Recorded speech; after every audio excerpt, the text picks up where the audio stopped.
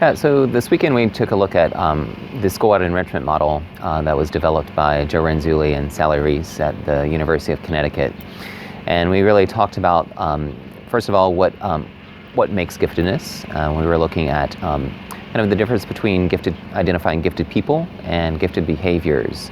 Renzulli created this three-ring conception in which we, instead of just traditionally looking at having a high IQ, we begin to look at gifted individuals that have perhaps an above average ability, that have creativity or the ability to creatively express themselves, but also that third ring, that task commitment, that it's not just enough to have high ability or be creative, but we have to be able to commit to seeing a task through to the end. It's a pretty big shift, I think, within the ways that we traditionally might look at gifted education or looking at identifying our best and brightest students. And so we have to then look for ways that we can enhance those gifted behaviors. And Renzulli and Reese developed the school-wide enrichment model to accomplish that. It's comprised of multiple components, but we really focused on looking at the enrichment triad. These are three different ways of teaching and learning within our classrooms. First of all, we need to provide to as many students as possible the opportunity to explore Type 1 activities. These are general exploratory activities that are really based upon their interest, that are things that are not necessarily part of a regular curriculum, but things that are happening out in the world that they might just be interested in.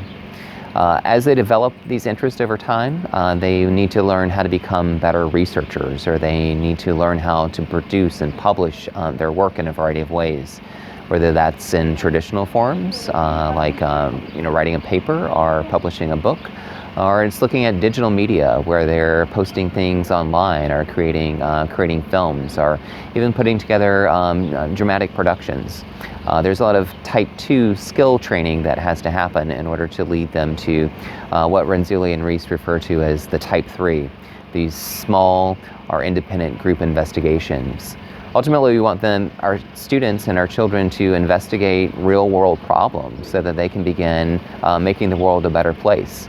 And I think as educators, then that we can really provide them with those opportunities, resources, and encouragement to help them realize what it is that they want to be, not only in the future, but what it is that they want to be and accomplish today, starting right now. And I think that we had a very vibrant group of teachers that are excited to move forward and help their kids really make a difference in the community and in the world at large. I think that it's incredibly exciting that this is happening in Chile.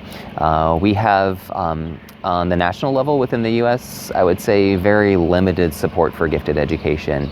We have very little federal dollars that would go to supporting gifted education. Education in the U.S. is really left up to the individual states to accomplish. And if we look across the 50 states in the U.S., then we really have sort of a patchwork quilt of identification and services. Some states do a really great job, but there's no real consistency across the country.